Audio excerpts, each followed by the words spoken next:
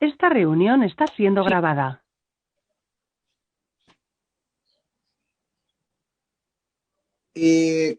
Saludar a todos y a todas, a los profesores, al equipo del Ministerio de Justicia, encabezado por su ministro, subsecretario. Señor secretario, la cuenta. Señor presidente, no hay cuenta en la sesión de hoy día, solo la tabla que está convocada para continuar con el estudio en particular del proyecto de ley en primer trámite constitucional que reforma el sistema de justicia para enfrentar la situación luego del estado de excepción constitucional de catástrofe por calamidad pública, que refunde dos proyectos, uno del Ejecutivo y uno de los parlamentarios. Concurren a esta sesión especialmente invitado el señor ministro de Justicia y Derechos Humanos, don Hernán Larraín, el subsecretario de Justicia, señor Cristian Valenzuela, el jefe de la División Judicial, señor Héctor Meri, la jefa de la División Jurídica, señora Mónica Naranjo, el jefe de Asesoría de Estudios, señor Milton Espinosa, la abogada de la División Jurídica, señora Daniela González. También concurren de la Defensoría Penal Pública el jefe de la Unidad de Defensa del mismo departamento, señor Francisco García, y el subjefe de Estudio de la Defensoría Metropolitana, señor Eduardo Camus. Viene también a esta sesión la presidenta del Colegio de Mediadores de Chile, Asociación Gremial, doña Marinia Penco, y el coordinador académico, señor Felipe Vivero. Nos acompaña también el abogado y profesor universitario, señor Cristian Maturana. Han excusado su asistencia el día de hoy la señora María Soledad, la ministra, doña María Soledad Piñeiro, y el abogado, señor Hugo Boto. Estamos por verificar si van a venir los representantes del Ministerio Público, presidente. Eso respecto de los invitados y quienes concurren el día de hoy. Voy a compartir a continuación el texto comparado con el cual estamos trabajando para que podamos continuar con el debate de esta iniciativa, presidente. Perfecto, Rodrigo. Gracias por la cuenta y reiterar a quienes están siguiendo la discusión y también excusando a quienes han manifestado su no comparecencia. Estamos en semana regional, pero quisimos hacer de todas maneras esta sesión para ganar tiempo, para poder no disminuir el ritmo de trabajo y poder al menos abordar algunos artículos. Si nos pudieras hacer, Rodrigo, en qué artículo vamos para efectos de ir avanzando en el mismo. Sí, presidente, senadora, en la última sesión se terminó el estudio de la indicación número 42. Después tendríamos que ver la indicación 43, que fue retirada por el Ejecutivo y por lo tanto nos corresponde comenzar la sesión de hoy día en la indicación número 44 del Ejecutivo, que recae en el artículo 435 del Código de Procedimiento Civil, que se refiere, en términos generales, al tema del título ejecutivo. El artículo 435 dice lo siguiente: si en caso de no tener el acreedor título ejecutivo quiere preparar la ejecución por el reconocimiento de firma o por la confesión de la deuda, podrá pedir que se cite al deudor a la presencia judicial a fin de que practique la que corresponda de estas diligencias. Respecto de este artículo se ha formulado la indicación número 44, que tiene varias letras. La primera del Ejecutivo, para reemplazar en el inciso primero la frase a la presencia judicial que aparece en la primera columna del texto comparado que ustedes están viendo destacado en negrilla, por la expresión a una audiencia dentro del quinto día contado desde la fecha de la última notificación. Y se suprime la frase la que corresponda. Quedaría así el artículo si se aprueba esta letra A. Si en caso de no tener el acreedor título ejecutivo quiere preparar la ejecución por el reconocimiento de firma o por la confesión de deuda, podrá pedir que se cite al deudor a una audiencia dentro del quinto día contado desde la fecha de la última notificación, a fin de que practique estas diligencias. Eso, señor presidente, respecto de la letra A. La letra B agrega a este precepto un inciso segundo nuevo que dice lo siguiente: la obligación deberá consistir en una cantidad de dinero líquida o liquidable mediante una simple operación aritmética, encontrarse vencida, ser actualmente exigible y constar en un antecedente escrito. A su vez, la acción no podrá estar prescrita. Y finalmente, en esta misma indicación, en la letra C, se reemplaza en el inciso final, que pasa a ser tercero, la expresión y si. El actual inciso dice, y si el citado no comparece o solo da respuestas evasivas, se dará por reconocida la firma o por confesada la deuda. Aquí lo que se reemplaza es la expresión y si, con el cual da inicio a este inciso, por la expresión sí, e intercala a continuación de la frase no comparece la expresión a la audiencia sin razón que lo justifique. Quedaría así: si el citado no comparece a la audiencia sin razón que lo justifique o solo da respuestas evasivas, se dará por reconocida la firma o por confesada la deuda. En consecuencia, presidente, son modificaciones en el artículo 435 del Código de Procedimiento Civil, que importan modificaciones al inciso primero y segundo, que va a pasar tercero, y la incorporación del inciso segundo, al cual yo hice mención. Eso en síntesis, presidente. Muchas gracias. Se ofrece la palabra. El ministro, presidente. Ministro. Para que usted pueda tener una mejor comprensión, yo creo que mejor que le ofrezca la palabra a Mónica Naranjo, presidente. Muy bien, muy buena decisión, ministro. Mónica tiene la palabra. Muchas gracias, presidente. La explicación de las modificaciones que se están planteando en el artículo 435 tienen por objeto recoger una situación que nos ha hecho presente el Poder Judicial, que es el uso inadecuado que se está haciendo de estas gestiones preparatorias, que es el reconocimiento de firma y particularmente la citación a confesar deuda, que es lo que ocurría en la práctica, que se están generando situaciones abusivas, generalmente de fondo por parte de empresas de cobranza que ven por esta vía una forma en el fondo de hacer revivir deudas que se encuentran prescritas, porque la verdad es que hoy día la gestión preparatoria de citación a confesar deuda tiene requisitos muy mínimos, digamos que básicamente que cualquier persona puede decir que otra le debe plata y que si esta persona no comparece a la audiencia citada al efecto, se constituye automáticamente el título ejecutivo. Entonces, por lo tanto, lo que se está haciendo acá es subir el estándar de esta gestión preparatoria, señalando a partir de que la gestión no tiene que estar prescrita, que la acción no debe encontrarse prescrita, y que además deben acompañarse antecedentes escritos, que en el caso del reconocimiento de firma es evidente, pero en el caso de que la confesión de deuda no es así, y en la práctica lo que ha ocurrido es que en muchos casos los propios jueces se ven obligados a exigir más antecedentes de los que señala la propia ley, precisamente para evitar estas situaciones abusivas de las cuales hacemos mención.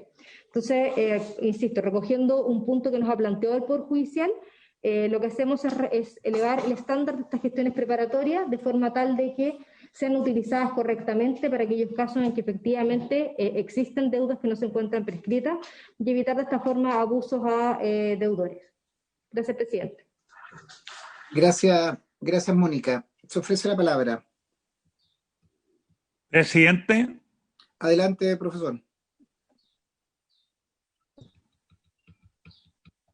Presidente. Adelante. No, yo creo que lo más importante es lo que ha señalado Mónica, en el sentido de que se está innovando, en el sentido de exigir un antecedente escrito para los efectos de dar lugar a esta diligencia de confesión judicial y evitar que se transforme por esta vía en una segunda gestión de preparación de la vía ejecutiva en contra de los deudores. Y en consecuencia, para la historia de la ley es muy importante esto, porque permitiría a los jueces declarar inadmisibles esas solicitudes. Perfecto. En definitiva, la idea es ver cómo con este articulado precavemos que en definitiva se instale una industria de reconocimiento de deuda sin ningún antecedente y simplemente por o no comparecencia o alguna inadvertencia del demandado termina preconstituyéndose un título ejecutivo. Me parece bien la observación que hace el profesor Maturana y Mónica. Ofrezco la palabra para, digamos, fijar el debate. Luz, no tiene micrófono. Sí, yo estoy de acuerdo, presidente, estoy de acuerdo también y me parece un gran avance el que se exija al menos un antecedente escrito. Y solamente una duda, basta una sola notificación, ¿no es cierto?, para ambas cosas, para reconocer la deuda y la firma. me parece eso lógico, ¿no? O la notificación señala lo que se cita. Mónica. Sí, presidente, la verdad es que puede ser, generalmente en el fondo, o sea, podrían entablarse en forma conjunta, pero también en forma separada. O sea, en muchos casos en que solo confesión de deuda, que como insisto, son los casos más abusivos porque de hecho no se acompaña ningún antecedente, a diferencia del reconocimiento de firma, que la verdad es que generalmente se utiliza para el caso de los giros de cheques que han sido protestados, con los cheques protestados. Generalmente en el fondo se hace revivir por esta vía, haciendo citar al deudor para que reconozca la firma contenida en el cheque. Pero efectivamente la gestión preparatoria señala específicamente cuál es el contenido de la misma para que se está citando a la audiencia. Ahora, presidente, si me permite, hay un elemento que no habíamos incorporado inicialmente en esta indicación, pero recogiendo precisamente el punto del profesor Maturana, consideramos que podría incorporar un inciso, en el inciso en el fondo tercero, se podría incorporar un inciso.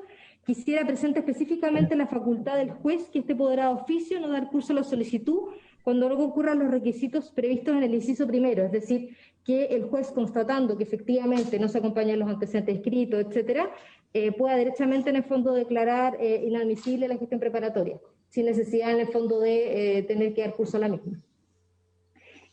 Parece...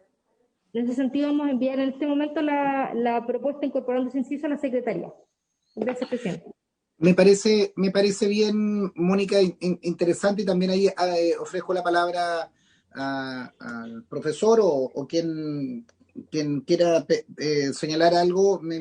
Creo que queda coherente el artículo de los requisitos y también la facultad al propio magistrado de desecharla si es que no cumple estos requisitos, y no con eso hacer un procedimiento estéril. Ofrezco la palabra sobre el contenido de esa indicación que va a incorporar el Ejecutivo sin perjuicio de su redacción, que lo ha señalado bien Mónica. Profesor Maturana, Luz. Yo creo, está bien, me parece a mí que al estar el requisito, si el requisito no existe, aunque no exista el inciso, el juez tendría la atribución de declararlo inadmisible, pero si está el inciso queda más claramente establecido. Así que de acuerdo con la redacción como está y también con el inciso que van a mandar, presidente, yo estoy de acuerdo para aprobarlo ad referéndum el artículo con el inciso que van a mandar. Perfecto. Esperemos la redacción. Profesor Maturana, sí. A mí me parece bien incorporar el inciso porque desgraciadamente en el procedimiento civil la regla general es la pasividad, y en consecuencia con esto de incorporar ese oficio, además establece un deber mayor aún para que los jueces no den lugar a este tipo de diligencia.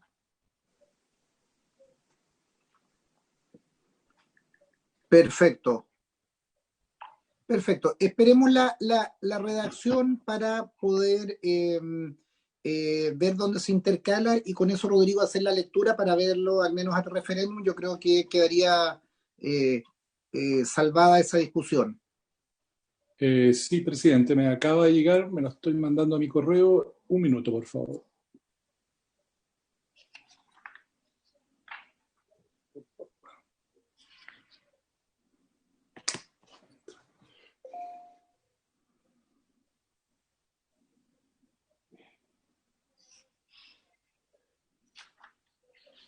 A ver, presidente, voy a leerlo en voz alta porque todavía no logro que entre a mi correo para poder copiárselos, pero diría así: la redacción del 435. 435. Sí, si en caso de no tener el acreedor título ejecutivo quiere preparar la ejecución por el reconocimiento de firma o por la confesión de la deuda, podrá pedir que se cite al deudor a una audiencia dentro de 5º día contado desde la fecha de la última notificación, a fin de que practique estas diligencias.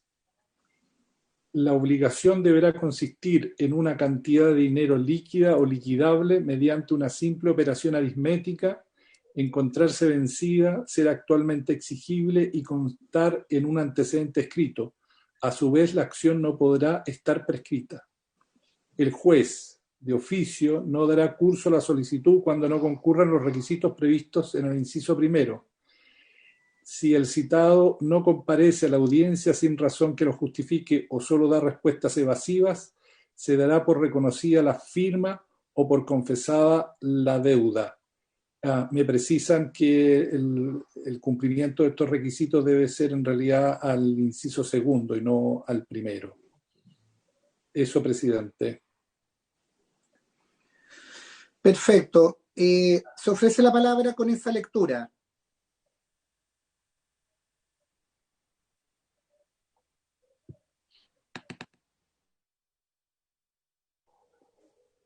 Si no existe observación, leyéndolo, creo que es el criterio que hemos utilizado. Presidente, o sea, secretario, démosla aprobado ad referéndum para poder ratificarla en la sesión siguiente, pero creo que con eso podemos despachar este 435 con las modificaciones que se han hecho. Bien, presidente. Perfecto. Dejaremos constancia. Bien, corresponde pasar entonces a continuación a una enmienda al artículo 442 del Código de Procedimiento Civil. Voy a desplazar para que lo vean mejor en la página siguiente.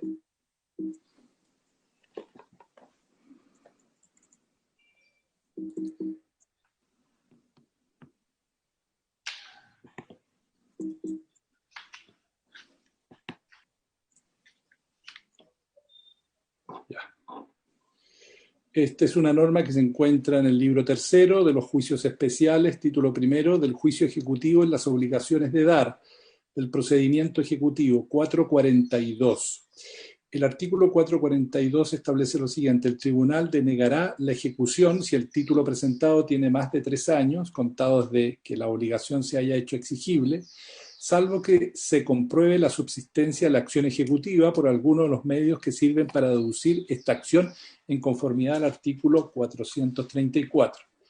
En el número 34 del proyecto del Ejecutivo se propuso reemplazar en el artículo 442 la frase que aparece ahí en negrilla en la primera columna: si el título presentado tiene más de 3 años contados desde que la obligación se haya hecho exigible, por la expresión cuando el título se encuentre manifiestamente prescrito.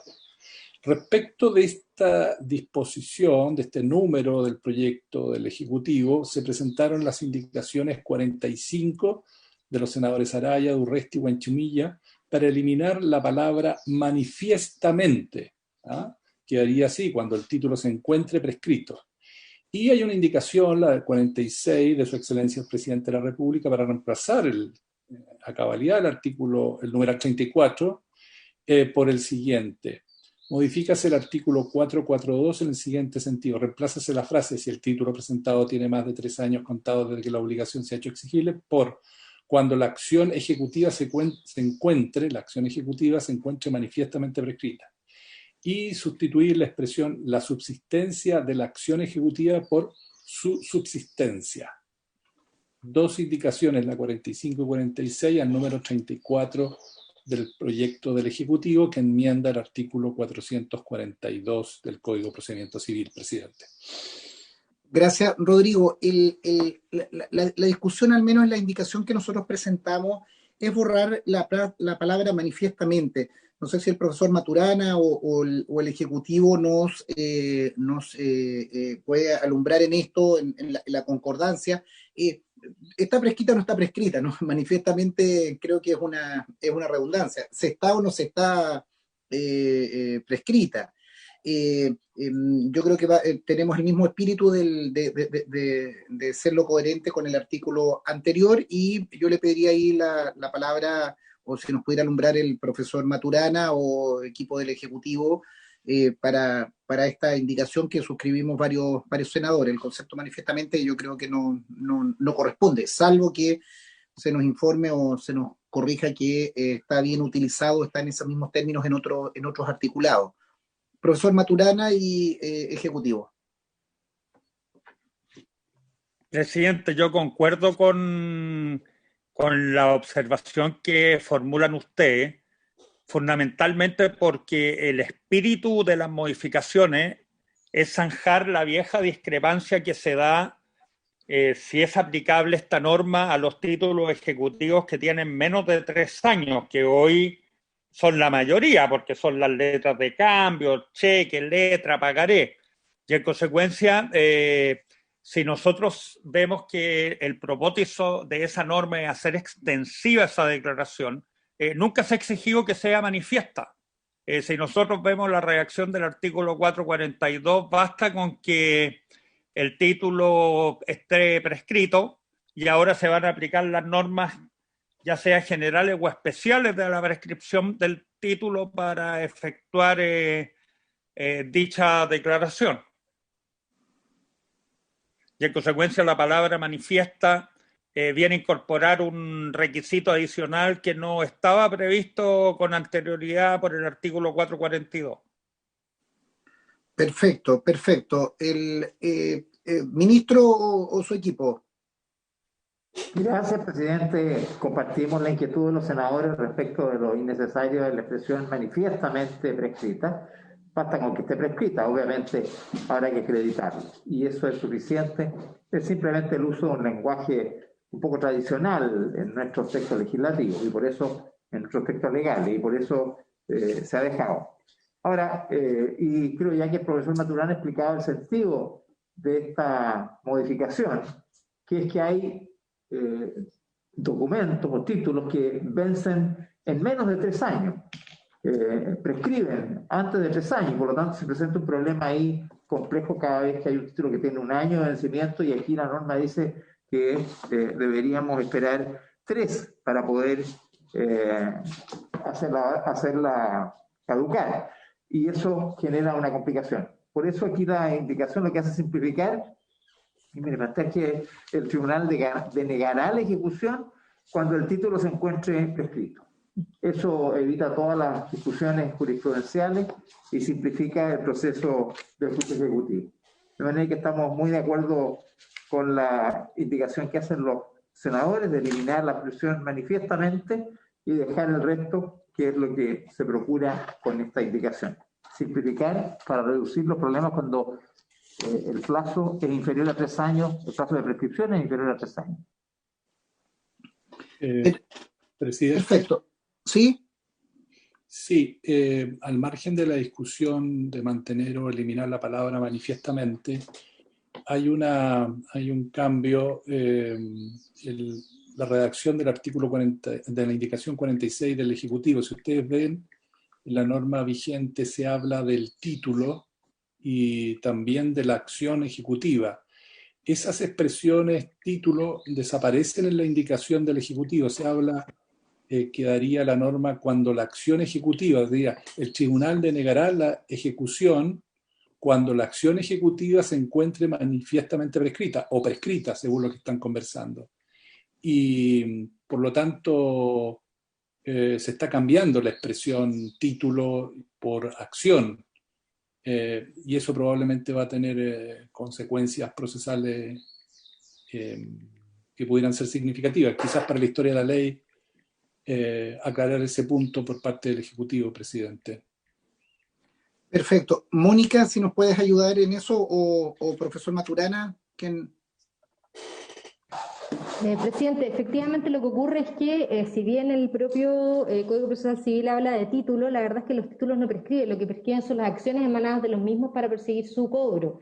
Entonces, básicamente el fondo fue una corrección que nos hizo en su momento el profesor Raúl Tavolari, de señalar específicamente de que en verdad no prescribía el título, sino que la acción, y que era una buena oportunidad en el fondo dejarlo expresamente de esa forma en este artículo. Gracias, Mónica. Profesor Maturana. Presidente, yo tengo una visión de que esta redacción que se quiere hacer por el Ejecutivo es más amplia, porque nosotros en la obligación ejecutiva, y así por lo demás está previsto en las excepciones, hay una prescripción del título y hay una prescripción de la obligación. Y de ahí, ¿no es cierto?, que este mismo artículo diga que se pueda generar una subsistencia existencia de la acción ejecutiva por los mecanismos de concesión de deuda o de preparación de la vía ejecutiva. Y en consecuencia, cuando estamos hablando de el cambio de reacción, lo que se está diciendo acá es que el tribunal puede efectuar el rechazo de la acción ejecutiva, no solo cuando esté prescrita el título, sino que también cuando esté prescrita la obligación. Y esa diferencia entre la prescripción del título y la prescripción de la obligación se reconoce por parte del legislador en el artículo 464 al referirse a la excepción de la prescripción que señala en el número 17 que se puede rechazar por la prescripción de la deuda o solo de la acción ejecutiva. Y en consecuencia, con esta redacción aparece concordante con lo que prescribe el número 17 del artículo 464. Perfecto. ¿Se ofrece la palabra?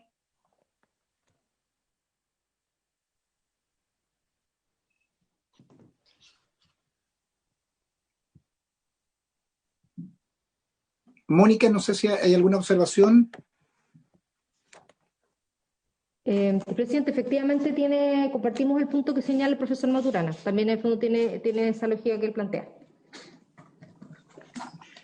Entonces, si no hay observación, Rodrigo, veamos cómo queda la Presidente, norma. sí, entiende la Secretaría que en principio habría voluntad de aprobar la indicación número 46 del Ejecutivo, ad referéndum, obviamente, solo eliminando la palabra manifiestamente, es decir, la indicación 46 con la enmienda de eliminar manifiestamente.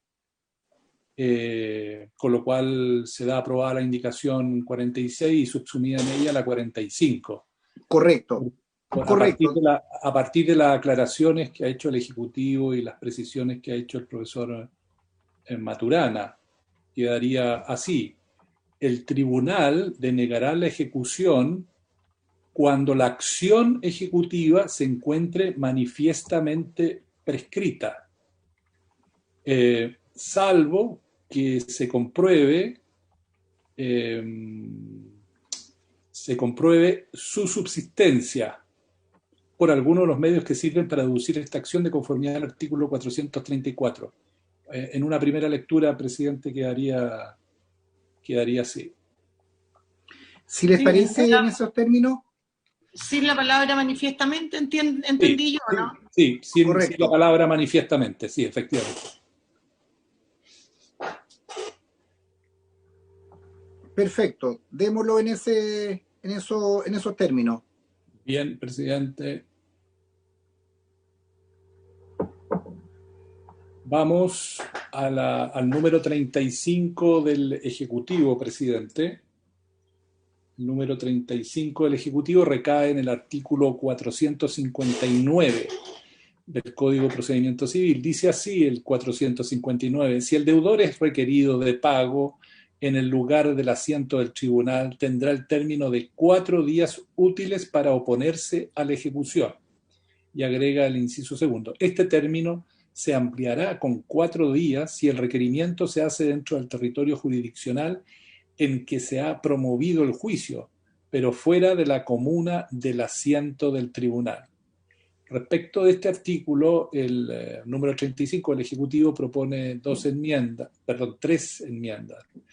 La primera es reemplazar en el inciso primero la frase "en el lugar del asiento del tribunal" por la expresión "en el territorio jurisdiccional del tribunal en que se interpuso la demanda".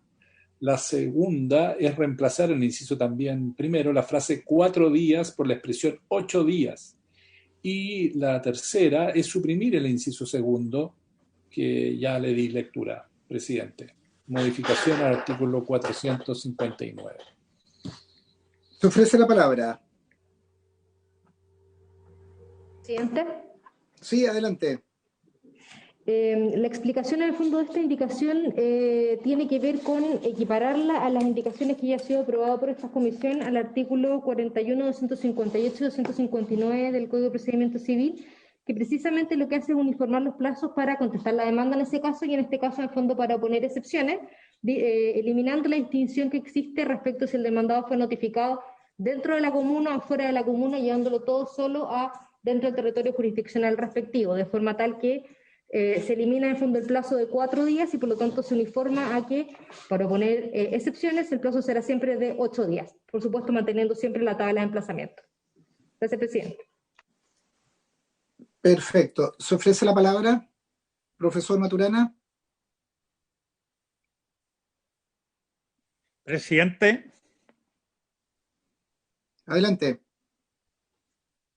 En este caso, concordando 100% en lo que dice Mónica y donde existe la misma razón de existir la misma disposición, en el caso del juicio ejecutivo esta modificación es más imperiosa aún, porque en el juicio ejecutivo el emplazamiento es un procedimiento complejo, particularmente cuando se verifica por el artículo 44, porque hay una notificación que se puede verificar en un lugar fuera del territorio del tribunal y citado para requerir de pago en un lugar dentro del tribunal. Y en consecuencia la jurisprudencia ha entendido que cuando a mí me requieren de pago en un lugar que está fuera del tribunal, por ejemplo Las Condes, yo tengo 8 días, pero si me citan para el día siguiente a ser requerido de pago, yo tendría 4 días. Y la jurisprudencia ha entendido que no puede reducirse el plazo que tiene el deudor para oponer excepciones, y en este caso se empezaría a contar el plazo desde la notificación del artículo 44, que le otorgaría un mayor plazo que el anterior. Con esta modificación se otorga plena certeza, en el sentido de que el plazo se cuenta desde el requerimiento y tiene 8 días, cuando se verifica por el artículo 44 y suprime también las dificultades que se han tenido por esta interpretación que se ha dado por la jurisprudencia y que no siempre es uniforme por los tribunales, lo que tratándose de un juicio ejecutivo es muy grave si uno tiene presente que las consecuencias de la falta de defensa es que el mandamiento de ejecución y embargo haga las veces de sentencia definitiva, y en consecuencia esta modificación con esta explicación aparece más necesaria aún que la que se hizo a propósito del emplazamiento en el juicio ordinario. Perfecto. Luz o alguien del Ejecutivo. Presidente, nosotros estamos absolutamente de acuerdo con lo expuesto por el profesor Maturana. Yo también, presidente. Perfecto, perfecto. Démosle lectura cómo quedaría, secretario, para poder aplicar el mismo criterio al referéndum. Sí, el artículo 459, presidente, quedaría así. Si el deudor es requerido de pago en el territorio jurisdiccional del tribunal en que se interpuso la demanda, tendrá el término de 8 días útiles para oponerse a la ejecución. Punto. Desaparece el inciso segundo y quedan esos términos en un solo inciso del artículo 459. Perfecto. Dejémoslo 459 con esa redacción, aprobado el referéndum en los mismos términos que hemos hecho con los 3 artículos anteriores, con los 2 anteriores. Ya, presidente. Continuamos. Sí, vamos al número 36 del Ejecutivo, que recae en el artículo 485. El artículo 485 del Código de Procedimiento Civil dice lo siguiente: los demás bienes no comprendidos en los 3 artículos anteriores se tasarán y venderán en remate público ante el tribunal que conoce de la ejecución o ante el tribunal dentro de cuya jurisdicción estén situados los bienes, cuando así se resuelva a solicitud de partes y por motivo fundado. El número 36 del proyecto del Ejecutivo incorpora en el inciso primero, a continuación del punto aparte que pasa a ser seguido, la siguiente expresión. Oración, diría así: Con todo, cuando así lo disponga el tribunal, por resolución fundada, el remate podrá verificarse en forma remota. Además, agrega un inciso segundo. Corresponderá a la Corte Suprema regular, mediante auto acordado, la forma en que se realizarán los remates por vía remota, debiendo establecer mecanismos que aseguren la efectiva participación de quienes manifiesten su voluntad de comparecer de esta forma y que cumplan con los requisitos legales.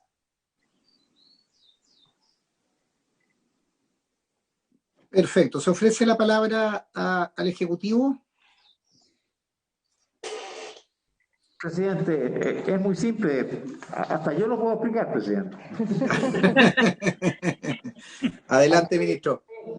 Facultar, presidente, al tribunal para que, por resolución fundada, pueda hacer los remates por la vía remota y entregarle a la Corte Suprema la correspondiente facultad para que a través de un auto acordado pueda regular la forma como se van a hacer estos remates. Creo que esto es central y vamos en la línea de incorporando más tecnología a estos procesos y hacerlos más transparentes, que creo es parte de las críticas más importantes que se le hacen al sistema de remates en la actualidad. Creo que va en la línea correcta que se va a perfeccionar en el proyecto de reforma a la justicia civil que se va a desarrollar de forma más completa. Pero esto nos permite enfrentar este tema de una manera exitosa a la brevedad. Gracias, ministro. Profesor Maturana, yo lo que le pediría ahí, la precisión, a mí me parece óptimo que avancemos en transparencia, en procesos de mayor rapidez, certeza a la hora de llevar adelante remates, pero solo, digamos, desde el desconocimiento hago la pregunta, si la barrera de acceso del remate electrónico no es una barrera para determinados postores, no solo desde el punto de vista si nos puede ilustrar, o al menos para que quede la historia de la ley, cómo se está haciendo en paralelo con otras legislaciones, o qué los beneficios obviamente los conocemos, pero tal vez atisbar algún inconveniente que pudiera haber, pero yo también estoy en principio de acuerdo. Le ofrezco la palabra, profesor Maturana. Presidente, la verdad es que en derecho comparado la gran mayoría de los remates ya se están haciendo por vía electrónica, incluso por mi experiencia profesional, muchos de los remates de las empresas privadas se hacen por subasta electrónica en la actualidad más que presenciales muchas veces. Ahora, es muy importante lo que usted ha señalado en el sentido de que estos remates que se hacen por vía remota tienen por objeto incentivar que participen mayores personas dentro del remate y no generar una vía exclusiva para que se reduzca la cantidad de postores. La principal crítica que se ha hecho al sistema actual en el Poder Judicial es que no se permite realmente un acceso de mayores postores, lo que afecta, ¿no es cierto?, que no se obtengan buenos precios dentro de ese proceso de liquidación y en consecuencia con esa advertencia que usted hace en cuanto a esta vía remota de establecer mecanismos para que aseguren la efectiva participación, como dice la norma, sí es una buena modificación para permitir una mayor eficacia en la realización de los remates. Presidente. Perfecto. Luz. Sí, yo una sola duda. Yo estoy de acuerdo con avanzar en los remates vía remota. Estoy de acuerdo en avanzar también en la transparencia de los remates. Mi única duda es si en aras de esa transparencia es suficiente con entregar la regulación de estos remates a un auto acordado y si no debieran estar regulados en la ley, la forma de su realización. ¿Es lo prudente entregarlo a un auto acordado o es más prudente que fuera la propia ley la que regulara la forma en que esto se realizara? Esa es mi duda. Gracias, presidente. Bien, la misma inquietud comparto, compañera Ebensberger, su observación, y también, profesor Maturana o el Ejecutivo, si es necesario que sea un auto acordado. Yo creo que en la fórmula, efectivamente, a veces hay algunos elementos desde el punto de vista de los cambios tecnológicos que pueden modificar y puede ser un auto acordado que puede establecer ciertas plataformas o que nosotros podemos quedar desfasados, pero me preocupa la discusión, el concepto que sea el autoacordado quien establece la... Oiga, perdón, que...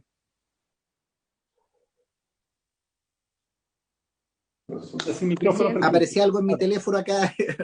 Si es en el auto acordado necesariamente establecer estos conceptos. Entonces, también vuelvo a abrir la pregunta, profesor Maturana y el Ejecutivo. Presidente, está sin micrófono. Adelante, Rodrigo. Sí, no, en el mismo sentido, estaba mirando aquí observaciones de la asociación. La Asociación Nacional de Magistrados plantea la misma duda, presidente. Adelante, Rodrigo. Sí, no, hacía presente que la Asociación Nacional de Magistrados también hace presente la misma duda si la regulación de esta materia debe ser entregada a un auto acordado. Dice literalmente, estimamos que se debe revisar la derivación al procedimiento de un auto acordado, desde que este tipo de procedimiento lo que establecerá es la forma de ejercer derechos, lo que es propio de una ley, especialmente cuando ello importa una limitación de los mismos. Eso, presidente de la Asociación Nacional de Magistrados. Sí, parece interesante porque claro, establece aquí en definitiva se enajenan bienes.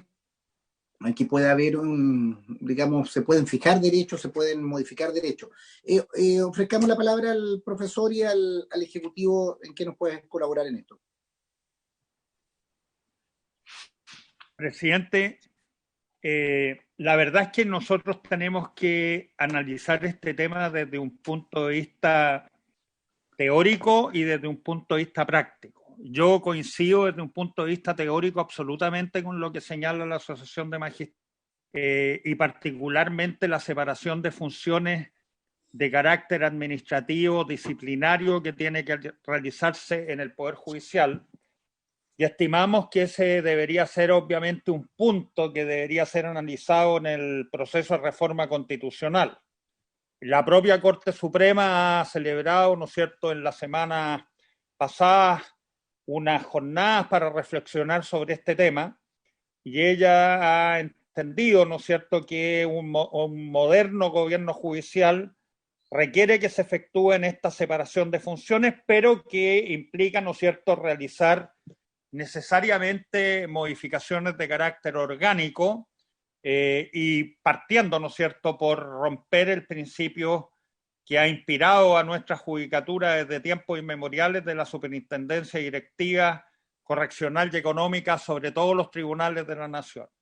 Sin embargo, si nosotros apreciamos cómo se ha legislado en estas materias de carácter técnico, la tradición ha hecho que mientras no se efectúen esas modificaciones se confía a la Corte Suprema la dictación de auto acordado para regular estas materias que son de carácter más bien técnico. La mejor demostración, para poner un ejemplo respecto a esto, donde son los derechos más señeros que se tienen dentro del proceso, es la tramitación electrónica, en que la propia ley le entregó a la Corte Suprema la dictación de una ley de tramitación electrónica para regular estos asuntos. Incluso es más, este propio proyecto, seguramente en un artículo que vamos a ver más adelante, permite tanto a las Cortes de Apelaciones como a la Corte Suprema establecer regímenes excepcionales durante un año en épocas de emergencia para los efectos de establecer un funcionamiento distinto por parte de nuestros tribunales.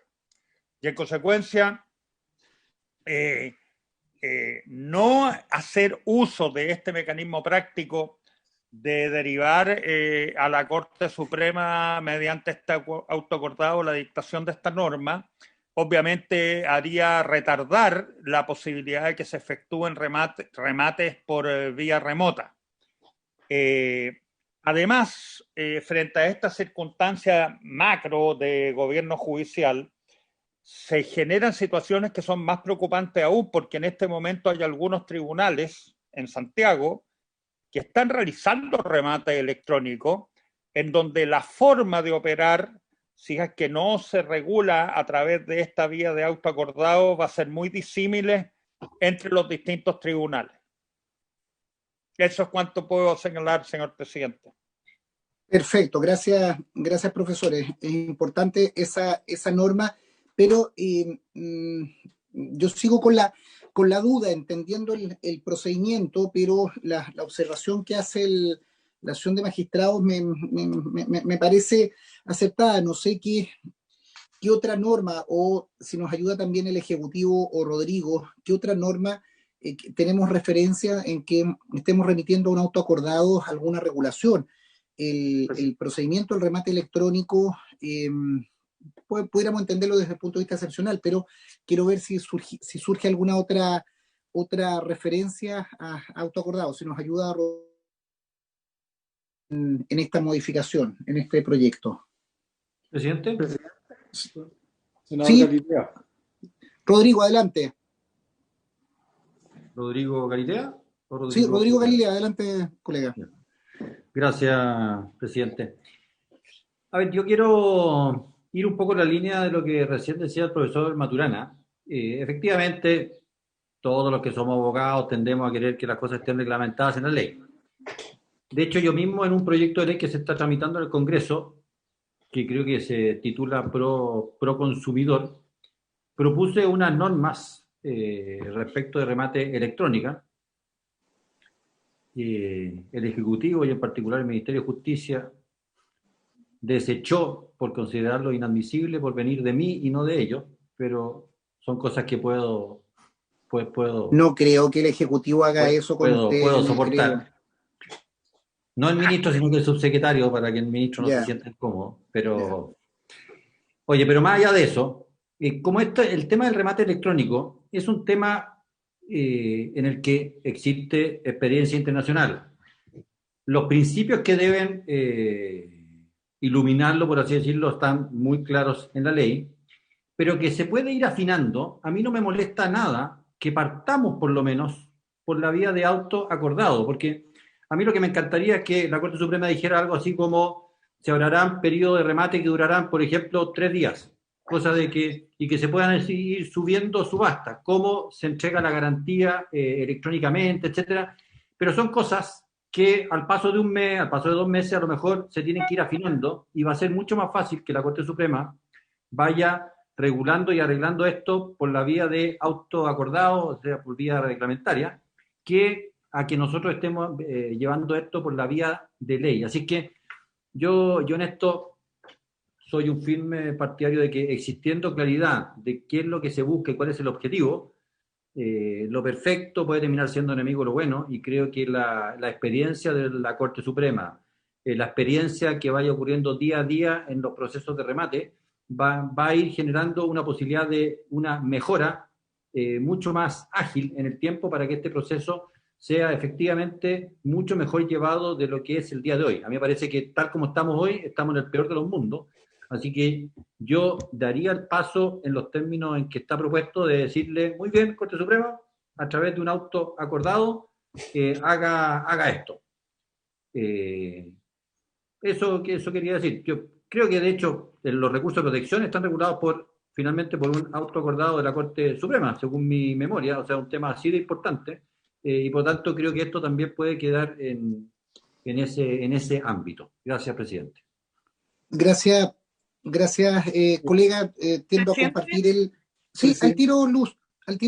Tiendo a compartir el criterio, por eso lo importante es que, teniendo una ley excepcional, si lo entendemos en esos aspectos, por lo innovador del procedimiento, del remate electrónico, creo que podemos establecerlo, pero lo importante es que establezcamos orillas, establezcamos principios básicos, y que obviamente el auto acordado puede desarrollarlo. Yo creo que no habría ningún inconveniente.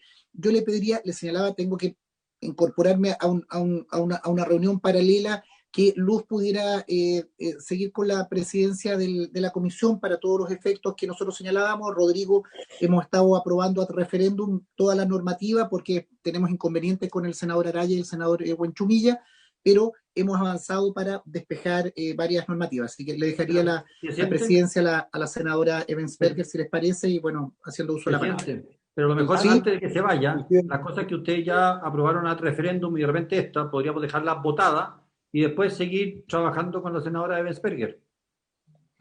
Me parece bien. Entonces, avanzado. Rodrigo Galilea, Rodrigo secretario, tomemos la votación de los proyectos que habíamos votado al referéndum y este propio, de manera tal de poder dejarlos por despachados y los que vienen dejarlos al referéndum. La indicación del 485, el 440, bueno, usted las tiene ahí. Sí, presidente. Un minuto. Deberíamos empezar entonces respecto a la enmienda al artículo 435, si me permite volver a... Pero tomémoslas, Rodrigo, las cuatro con la misma votación, sí, las hemos revisado y estamos contestes. Ya, era porque como el senador Galilea no había visto y hubo cambios de redacción, quería por lo menos hacerle presente eso al senador Galilea. Me fueron informando a mí, así que denle nomás, secretario. Bueno, entonces se toman las votaciones de la indicación número 44. Senadora Ebensperger. A favor. Senador Galilea. A favor. Ya, y presidente. A favor. Ya, 3-0, aprobado la indicación número 44. Deberíamos pasar a la indicación 45 y 46. La propuesta era aprobar la indicación número 46 con la sola enmienda de modificar la expresión manifiestamente y subsumida en ella la indicación 45. Presidente, ¿la pone en votación? En votación. Ya. En votación las indicaciones según lo ha indicado la Secretaría. Senadora Ebensperger. A favor. Senador Galilea. A favor. Presidente, a favor. A favor. Ya. Aprobado 3-0 de manera unánime. También está el número 35, que es el número anterior a este, que es la modificación al artículo 459. Es el texto propuesto por el Ejecutivo. La Secretaría pone... Presidente, ¿usted pone en votación entonces? Votación. Ya. Senadora Ebensperger. A favor. Senador Galilea. A favor. Ya. Presidente. A favor. Ya. Y finalmente, presidente, tendríamos que ver lo que se está tratando ahora, que es la indicación número 36, que es la modificación al artículo 485, que tiene 2 letras. Si le parece, presidente, votamos por letras separadas, la letra A y la letra B, porque la letra B fue la que generó mayor debate. No, pero por la misma votación, Rodrigo, si votemos la perfecto. Uno solo. Entonces el número 36, entiende la Secretaría que con la misma votación, senadora Ebensperger, senador Galilea y el presidente. Se votaría a favor 3-0. Perfecto. Ya perfecto. Ok. Aprobado. Pasamos al siguiente y le dejaría a la senadora Ebensperger la conducción de la comisión. Ya, habría entonces acuerdo nombrar a la senadora Ebensperger presidenta de la comisión. Seguiríamos a referéndum, presidente, entonces. Perfecto. Ya, muy bien. Gracias, presidente. Rodrigo, pasamos a la 37. Sí, la indicación, el número 37 del proyecto del Ejecutivo recae en el artículo 495 del Código de Procedimiento Civil, que se refiere a la administración de los bienes embargados y del procedimiento de apremio. Este artículo señala lo siguiente: el acta de remate de la clase de bienes que se refiere el inciso segundo del artículo 1801 del Código Civil se extenderá en el registro del secretario que intervenga en la subasta y será firmada por el juez y el rematante y el secretario. Esta acta valdrá como escritura pública para el efecto del citado artículo del Código Civil, pero se extenderá sin perjuicio de otorgarse dentro del tercer día la escritura definitiva con inserción de los antecedentes necesarios y con los demás requisitos legales. Los secretarios que no sean también notarios llevarán un registro de remates en el cual asentarán las actas de que este artículo trata. Respecto de este artículo, el número 37 intercala un inciso segundo a la norma a la cual he dado lectura, que dice lo siguiente: en caso que el remate se verifique en forma remota, el acta deberá ser firmada por el adjudicatario mediante firma electrónica avanzada o, en su defecto, mediante firma electrónica simple. Gracias, secretario ejecutivo.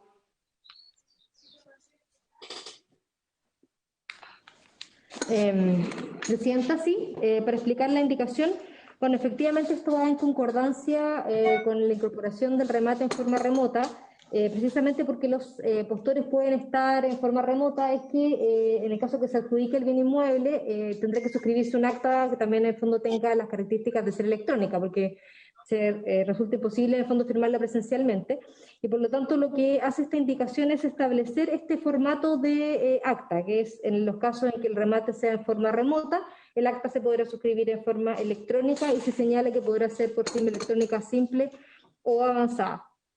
Y en este sentido, en el fondo, la Corte Suprema también señaló en su informe estar de acuerdo con la incorporación en el fondo de este mecanismo para hacerlo coherente con la incorporación del remate en forma remota y como una manera también de generar mayor eficiencia en el sistema de realización de bienes. Gracias, presidente.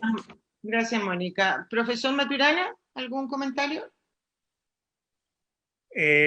La única observación, primero, esta es una consecuencia del artículo anterior que aprobamos, y en consecuencia, si estamos ante un remate virtual, es obvio que este es un complemento de lo que se aprobó con anterioridad. Sí, a mí me gustaría, para la historia de la ley, dejar constancia de que estas actas de remate tienen que incorporarse en el registro de remates que está en el inciso final y que tienen que llevar los secretarios.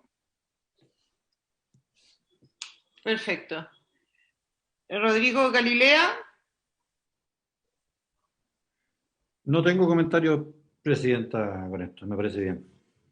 Gracias. Ejecutivo, respecto a lo que señala el profesor Maturana, ¿basta con que quede en la historia de la ley?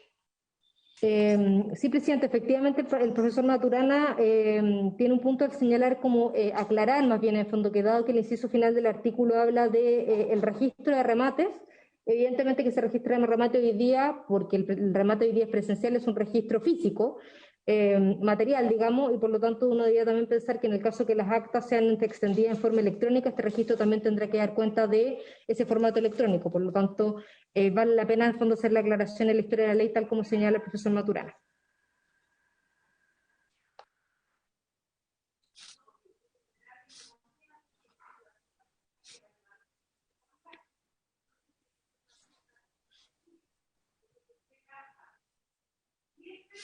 ¿Se fue el Ejecutivo o me fui yo? Parece que usted no estaba... ¿Me escucha, presidenta? Ahora sí. Sí. Presidenta, señalamos que valía la pena hacer presente en la historia de la ley lo manifestado por el profesor Maturana. Y lo que acabábamos de explicar, parece que en un momento dado se produjo una desconexión.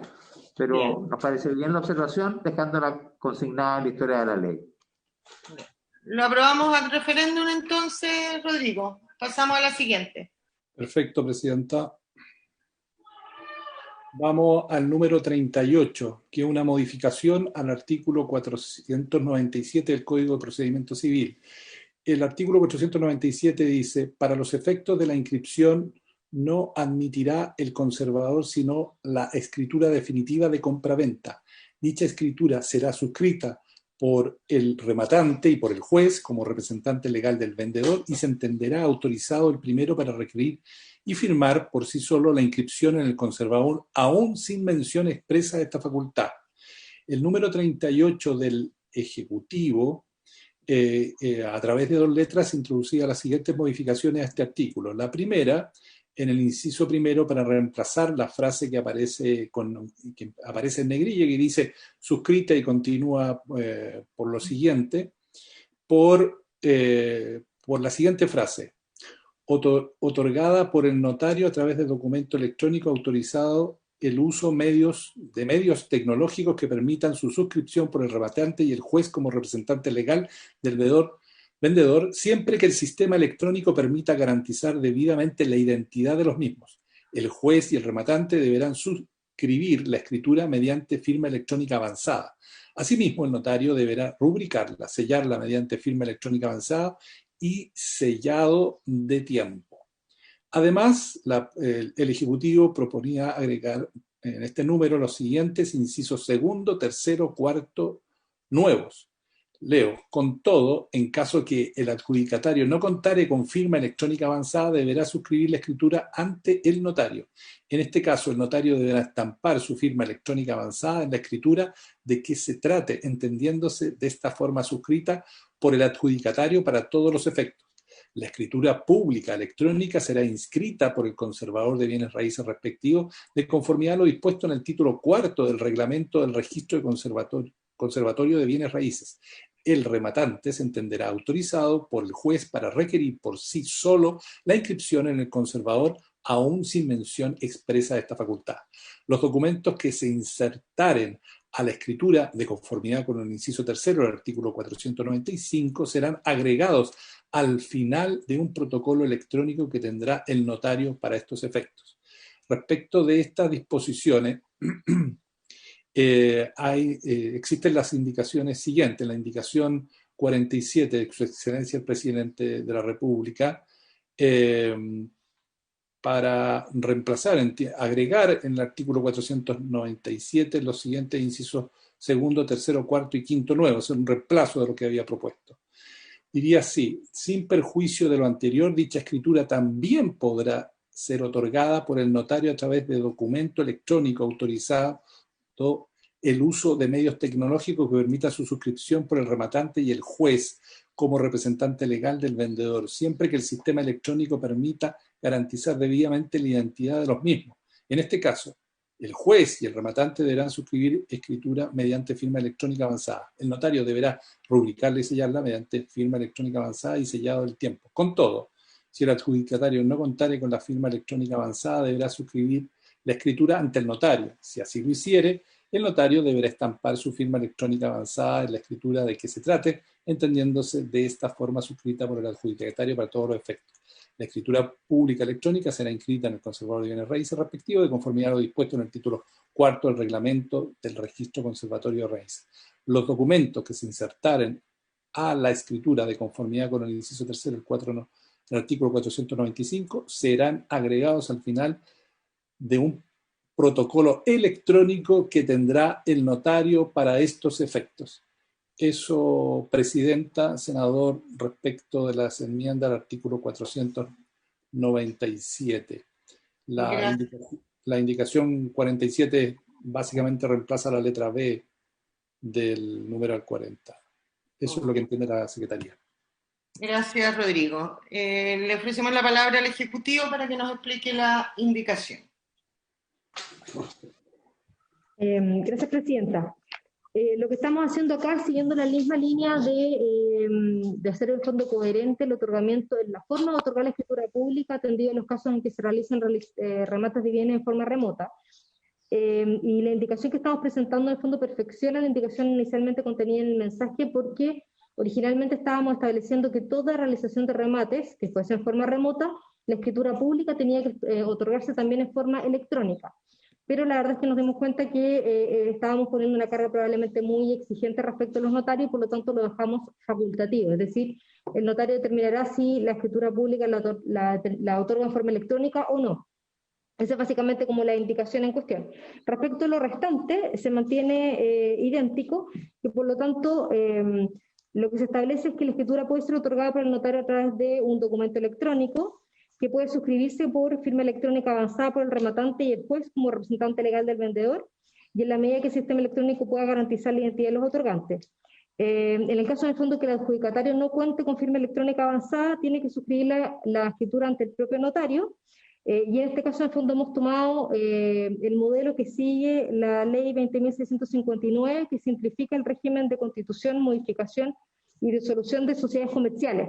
que básicamente ahí contempla exactamente el mismo sistema, es decir, en el caso que el adjudicatario no cuente con firma electrónica avanzada, puede suscribir en el fondo la escritura ante el propio notario, quien de alguna forma firma en su representación y tiene que sellar también la escritura con sellado a tiempo, que es un hecho fundamental para garantizar la fidelidad de la escritura y la fidelidad del fondo respecto a la fecha y a la hora exacta en la que ha sido otorgada la misma.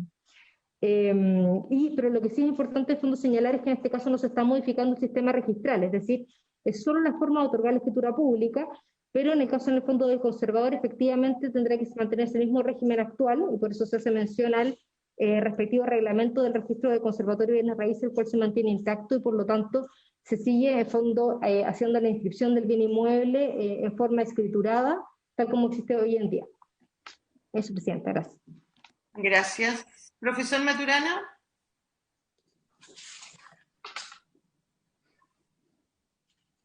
Yo estoy de acuerdo en general con la regulación que se está haciendo, pero solo teniendo presente la actual situación de la justicia civil. Nosotros tenemos que tener claro que cuando vamos a una modificación de la reforma procesal civil, nosotros entendemos que todos los actos que no son jurisdiccionales no deberían ser realizados por el juez, sino que por una unidad de gestión administrativa dentro de algunas de las materias que debería tener a cargo, es todas las que dicen relación respecto a las extensiones de escrituras de remate y particularmente también las impugnaciones que se puedan hacer respecto a la forma en que se otorgan esas escrituras. Hoy, tal como está previsto este acto que no tiene una naturaleza jurisdiccional, las impugnaciones se hacen tanto por vía sustancial como por vía procesal y en consecuencia la forma de regular esto está atada por esa falta de reforma que existe en estas materias respecto a la justicia civil. Y lo otro es que yo estoy de acuerdo que si esta forma de otorgar en forma electrónica estas escrituras no alteran la forma en que los notarios llevan los repertorios y los registros de escrituras públicas, no habría mayor inconveniente. A menos que nosotros entendamos que estaríamos creando un doble registro para las escrituras que se otorgan en forma presencial y otras respecto a las que se otorgan en forma electrónica. Conforme a lo que yo escuché a Mónica, nosotros no estaríamos haciendo ese cambio por ahora y estaríamos esperando la reforma que se tendría que hacer a el sistema notarial, en el cual tendría necesariamente que cambiarse el soporte papel por un soporte electrónico y otorgar esas medidas de seguridad. Entiendo que el Ejecutivo con esta modificación lo que está haciendo es innovando en el sentido de permitir en la extensión en forma electrónica adoptar medidas de seguridad para la identidad de las, acreditar la identidad de las partes, pero en cuanto al registro que se va a hacer de eso, necesariamente se va a tener que contar, ¿no es cierto?, con la incorporación de esa escritura a el protocolo. Entiendo además que acá no estamos entrando en el tema de fondo de las discusiones que se dan desde un punto de vista procesal y que no es el tema de zanjarla, si estamos ante un acto de adjudicación que se perfecciona en el momento mismo del remate para los efectos de que no puedan ser afectados con embargos posteriores y entender, ¿no es cierto?, que la tradicional forma de entender esto como una escritura pública de compraventa que escapa de la normativa civil se mantiene con lo que ha señalado la doctrina para los efectos de determinar los momentos de su perfeccionamiento y entender, ¿no es cierto?, que estos actos posteriores que se están realizando fundamentalmente es para resguardar la historia de la propiedad inscrita de acuerdo con nuestro actual régimen previsto en el Código Civil. Muchas gracias, Presidenta. Gracias, profesor. Mónica, no sé si quiere señalar algo respecto a lo que ha señalado el profesor Maturana y básicamente la no creación de un registro paralelo. Sí, gracias, Presidenta. Solo señalar que efectivamente lo que sí se está incorporando, dado entre el carácter o la posibilidad, de fondo, que la escritura pública sea posible otorgarse por un medio electrónico, tal como señala el inciso final, es la generación de un protocolo electrónico que tendrán que llevar los notarios para poder, en el fondo, mantener ahí, en el fondo, las escrituras que se otorguen por ese medio. Pero eso ciertamente no implica que se transforme en la naturaleza de la inscripción ni de la firma que en ella va el conservador, es decir, no estamos tocando, tal como dice el profesor Maturana, el sistema registral, ni tampoco estamos tocando en el fondo las formas propias de la escritura pública que están contempladas en el Código Civil y los requisitos propios, sino solamente en el fondo estamos señalando una forma de otorgar la escritura pública y particularmente solo para la realización de los bienes inmuebles. Por lo tanto, tampoco en el fondo son modificaciones de carácter general, sino solamente para este caso. Gracias, Presidenta. Gracias. Le ofrezco la palabra. Presidenta, Rodrigo. me gustaría que revisemos con usted, los miembros de la comisión y el Ejecutivo, el inciso segundo y el inciso cuarto, ¿Ya? que a lo mejor están perfectamente redactados, pero yo no termino de entenderlos bien. Así que, para que me los aclaren. El inciso segundo, que está ahí en pantalla, dice: con todo, si el adjudicatario no contare con la firma electrónica, es decir, el que ganó el remate, no tiene firma avanzada, deberá suscribir la escritura ante el notario, es decir, va a presenciar la notaría y tiene que firmarla. Después dice: si así lo hiciere, el notario deberá estampar su firma, o sea, la del notario, su firma electrónica avanzada, en la escritura de que se trate, entendiéndose de esa forma suscrita por el adjudicatario para todos los efectos. No entiendo bien eso. Lo que quiere decir es que el adjudicatario firma una escritura y después el notario firma en representación del adjudicatario la escritura electrónica. Quiero que me aclare el Ejecutivo cómo... Perdonen la pregunta, a lo mejor es...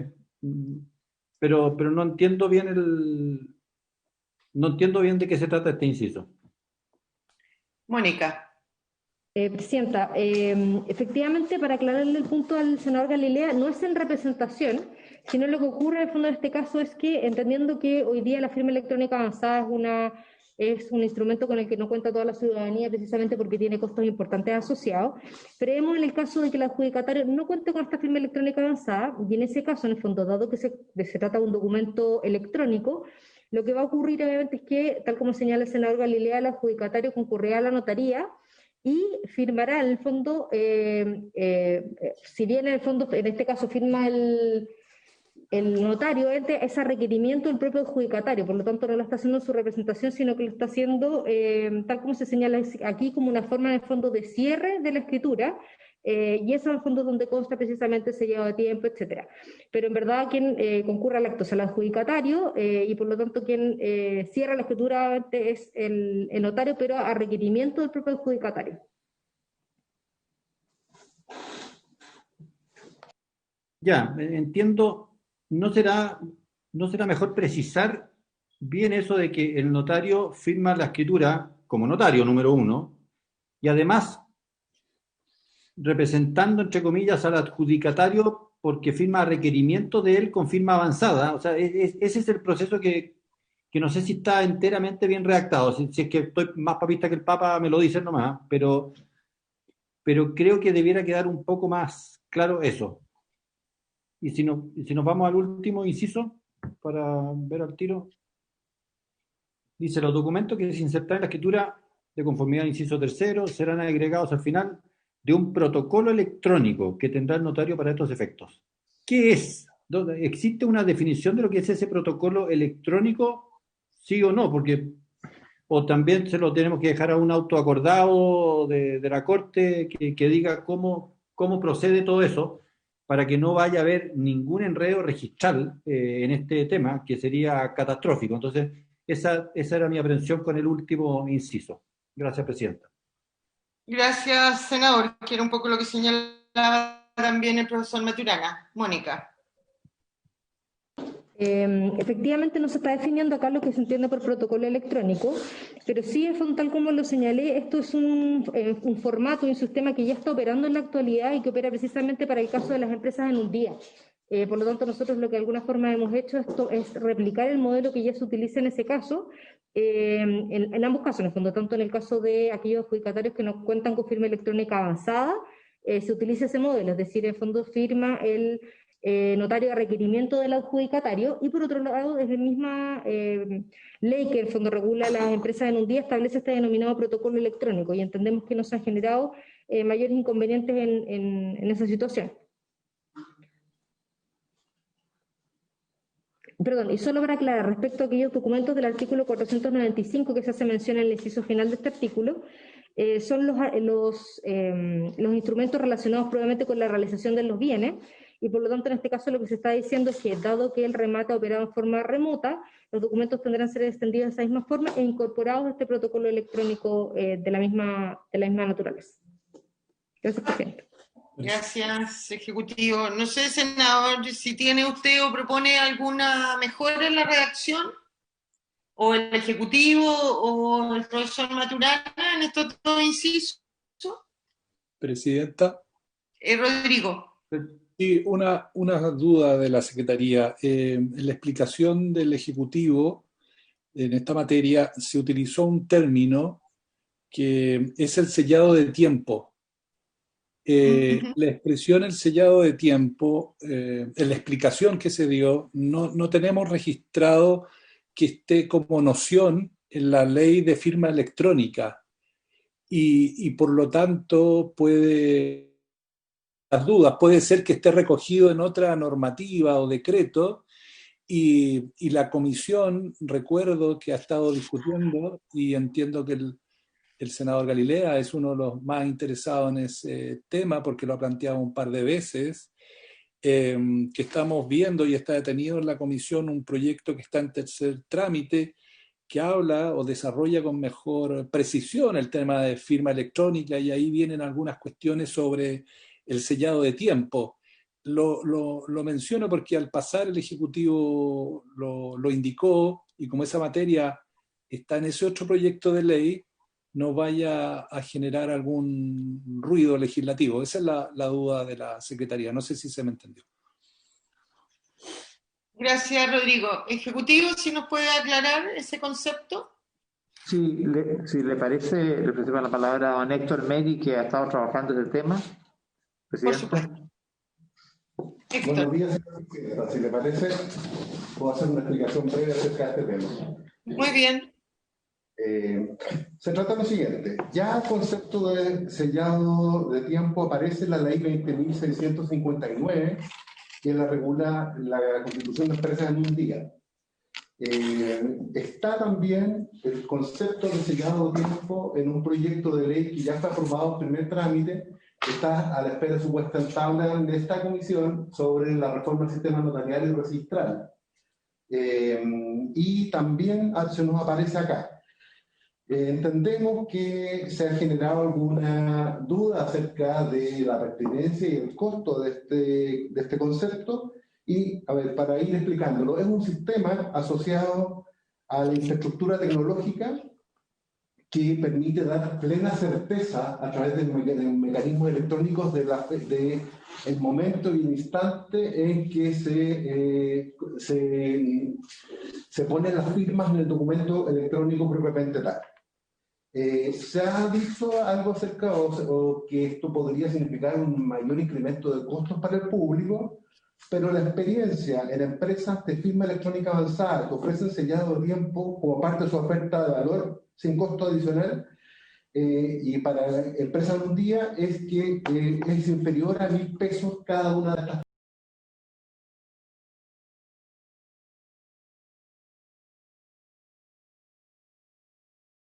electrónico es de 1.000 pesos por empresas en un día, no hay ninguna razón que se divise para pensar que en escrituras de esta clase esto vaya a subir por la manera misma que está estructurada el servicio. Este servicio es complementario a la labor del notario, jamás puede pensarse como un sustitutivo. Me parece interesante consignarlo así, de la misma manera, y voy a hacer llegar, si le parece a la comisión, una respuesta que me correspondió dar a la revista del Colegio de Abogados acerca de esta materia. Si le parece, Presidenta, lo puedo enviar a la Secretaría el artículo que salió publicado, donde se entiende con toda claridad que este es un servicio que no desplaza el rol del notario, sino que más bien permite dar certeza plena acerca del instante mismo en que se estampa la firma. Entiendo la aprehensión inicial de la Secretaría, pero este concepto ya existe en la Ley 20.659, está en una que está por verse en tercer trámite, como acertadamente señala el secretario señor Pineda, y estamos a la espera de la tramitación del inicio del trámite en segunda fase de la reforma del sistema notarial y registral, donde podremos extendernos con más latitud acerca de eso. No sé si quedó claro la respuesta. Rodrigo. Sí, Presidenta. Bien. El senador Galilea, no sé si se le aclararon las dudas del inciso segundo y el último. Yo entiendo la explicación. La redacción. Quiero saber si el Ejecutivo considera necesario o que sería bueno precisar en algo la redacción de ambos incisos, o si estima que es meridianamente claro lo que para mí no era tan claro, pero en eso no. Pero y la pregunta al revés, senador Galilea, ¿usted propone alguna mejora en la redacción? Así tan rápido, sería incapaz de proponer una redacción, Presidenta. ¿Ejecutivo? Presidenta, nosotros creemos que está bien. Ahora, si fuera necesario revisar la redacción, creo que no sería prudente improvisar. Sería mejor reverlo y a ver si en una próxima sesión podemos tener una redacción más precisa, más esclarecedora, ¿no? Si es que logramos ese propósito.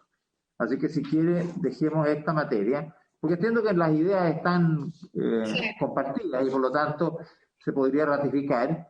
Dejemos pendiente una eventual mejor redacción que pudiera precisar bien lo que aquí se ha esclarecido con las explicaciones que han dado Mónica Naranjo y Héctor Mel. Si le parece, Presidenta. Muy bien. Presidenta, senador. Yo estoy de acuerdo, porque, o sea, el fondo del tema no admite dudas para mí, yo lo comparto completamente, era simplemente si había que precisar algo en la redacción. Entonces, podemos dejarlo en su idea básica, aprobado esto, y si es que el Ejecutivo o esta hegemonía que existe de derecho UC 1982 se ponen de acuerdo en algún tipo de mejora, los señores Pineda, Meri y la presidenta Bensperger, si encuentran una pequeña mejora estaría fantástico, pero dejémoslo siempre en principio aprobado, y si encuentran una mejora, mejor todavía. Está bien, lo dejamos entonces aprobado el referéndum y facultamos a la Secretaría y al Ejecutivo si encuentran alguna mejora de redacción, particularmente al inciso cuarto, ¿era, no? Sí, Presidenta. Bien. El 2 y el 4. ¿El 2 y el 4, senador? ¿Galilea? Así es. Ya. 2 y 4. Muy bien. Aprobado el referendo entonces. Ya. Presidenta, el número 39 del proyecto del Ejecutivo fue retirado por el Ejecutivo. Lo mismo, el número 40 está retirado. En igual situación se encuentra el número 41 y también la indicación número 48 de los senadores Araya, Durresti y Buenchumilla. ¿Ya? Por lo tanto, tenemos que ingresar al estudio del artículo 4, que son las modificaciones a la ley 19.968 que crea los tribunales de familia. Presidenta. Partamos entonces. Ya. El proyecto del Ejecutivo en este punto establece una enmienda al artículo 23 que va a ser la supresión de los incisos quinto y sexto del artículo 23 que voy a darle lectura. Notificaciones. Estamos en la ley 19.968 que crea tribunales de familia, en el título tercero del procedimiento, en particular el párrafo segundo de las reglas generales. Notificaciones. La primera notificación a la demandada se efectuará personalmente por un funcionario que haya sido designado para cumplir esta función por el juez presidente del comité de jueces a propuesta del administrador del tribunal. Dicho funcionario tendrá el carácter de ministro de fe para estos efectos. La parte interesada podrá siempre encargar a su costa la práctica de la notificación de un receptor judicial. Inciso segundo, en los casos que no resulte posible practicar la primera notificación personalmente, por no ser habida la persona a quien se debe notificar y siempre que el ministro de fe encargado de la diligencia establezca cuál es su habitación o el lugar donde habitualmente ejerce su industria, profesión o empleo y que se encuentre en el lugar del juicio, de lo que se dejará constancia, se procederá a su notificación en el mismo acto y sin necesidad de nueva orden del tribunal en la forma señalada en los incisos segundo y tercero del artículo cuarto del Código de Procedimiento Civil. El ministro de fe, el inciso siguiente, señala, dará aviso de esta notificación a ambas partes el mismo día en que se efectúe o a más tardar el día hábil siguiente dirigiéndole carta certificada. La omisión en el envío de la carta no invalidará la notificación, pero hará responsable al infractor de los daños y perjuicios que se originen y el tribunal, previa audiencia del afectado, deberá imponerle algunas de las medidas que se señalan en los números 2, 3 y 4 del inciso tercero del artículo 532 del Código Orgánico Tribunal.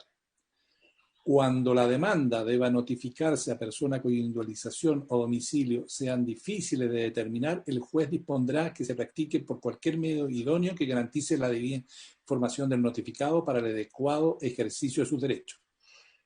Las restantes notificaciones se practicarán por el Estado diario, salvo que se trate de las sentencias definitivas y de las resoluciones que se ordene la comparecencia personal de las partes que no hayan sido expedidas en el curso de alguna de las audiencias, las que serán notificadas por carta certificada.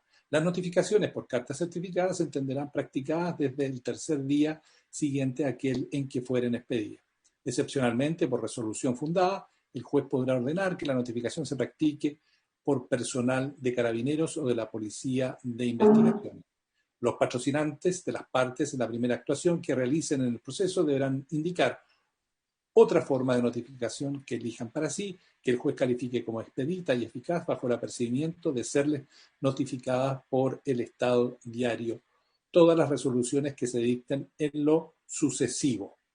Respecto de esta norma, el Ejecutivo en su proyecto propone, en primer lugar, suprimir los incisos quinto y sexto del proyecto. Les voy a mostrar aquí en pantalla, que aparecen en negrilla, que es los restantes notificaciones, empieza el quinto y el sexto dice las notificaciones por carta certificada. Esa primera cuestión. Ahora, respecto de este número, hay en pantalla la indicación número 49 de su excelencia el presidente de la República para reemplazarla por la siguiente. Sustituyese en el inciso quinto, sustituyese el inciso quinto por el siguiente. Las restantes notificaciones se practicarán por el Estado diario electrónico sin perjuicio de lo dispuesto en el inciso séptimo. Con lo cual entiende la Secretaría que aquí habría una sustitución del inciso quinto, pero quedaría el inciso sexto. Y después hay una indicación, la número 50 de... aquí viene. La 50 del Ejecutivo para incorporar las siguientes literales B y C nuevo. Aquí viene la supresión del inciso sexto y agrega en el actual inciso octavo, que pasa a ser séptimo, a continuación de la palabra notificación, la voz electrónica, a continuación de la frase Estado diario, la expresión electrónico. Y después tendríamos que ver, hay una indicación también del Ejecutivo para incorporar en la actual literal B, que pasó a ser D, a continuación del punto aparte, que pasa a ser seguido, la siguiente frase.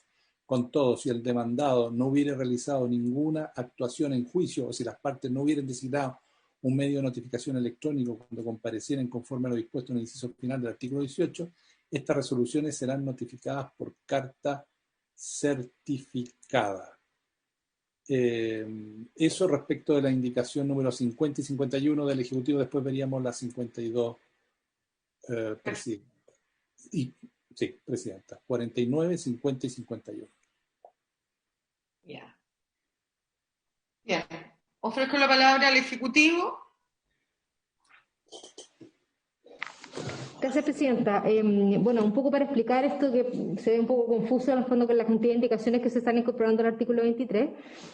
La verdad es que lo que se busca con estas indicaciones es precisamente equiparar a las modificaciones que se hicieron a nivel del Código de Procedimiento Civil respecto a la incorporación de la notificación mediante correo electrónico.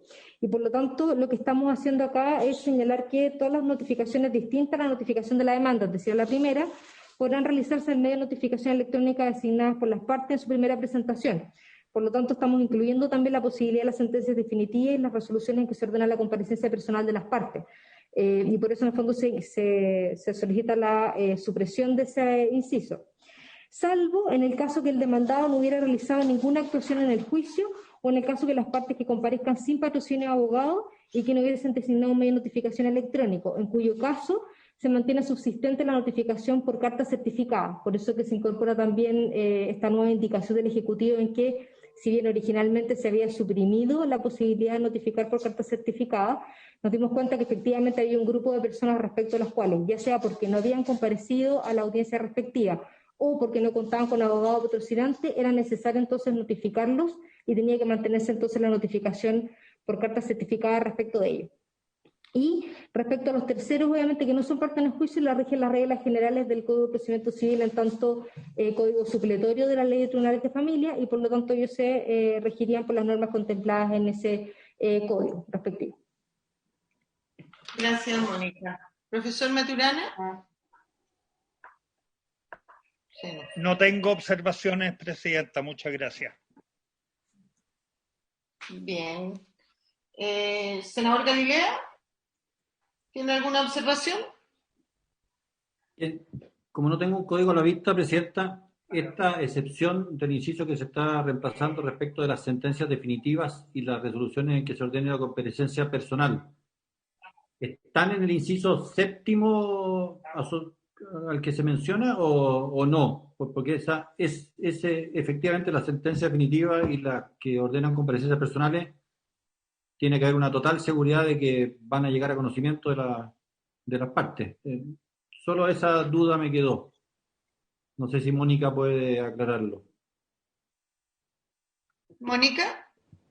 Sí, efectivamente están en ese inciso. Además, me faltó aclarar un punto que también lo señalamos cuando vimos las normas del Código de Procedimiento Civil, que efectivamente en el inciso penúltimo nosotros estamos incorporando la obligación respecto a los abogados patrocinantes, o más bien estamos señalando los patrocinantes, y también habría que incorporar en ese inciso que esto en el fondo se extiende también al caso de los mandatarios judiciales, de forma tal que dice si los abogados patrocinantes y mandatarios judiciales de las partes en la primera actuación deberán señalar obviamente el correo electrónico al cual van a ser notificadas las actuaciones del respectivo proceso. Y por lo tanto, insisto, es incorporar en el fondo el concepto de mandatario judicial, que por un error se nos quedó fuera en el inciso penúltimo de este artículo 23.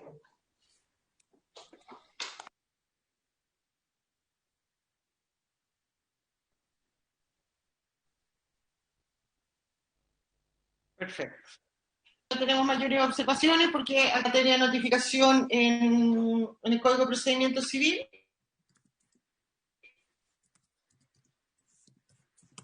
Aprobamos nos referimos hasta la indicación 51, ¿no? La 49, 50 y 51. Sí, Presidenta. ¿Y la 52? Incluyendo la frase... La 52 no la habíamos visto, creo. Sí, No lo habíamos visto, pero va en la misma línea, Presidenta.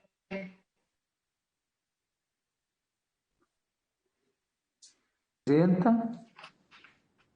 Presidenta, sí, en la indicación 52, que es del Ejecutivo, es para agregar el siguiente inciso final. Las notificaciones por carta certificada se entenderán practicadas desde el tercer día siguiente a aquel en que fueron expedidas. Perfecto. Entonces incluimos la 52 también. Ministro. Era eso, Presidenta. Quería confirmar el sentido de esta última que no se había alcanzado a leer, pero forma parte del mismo contexto.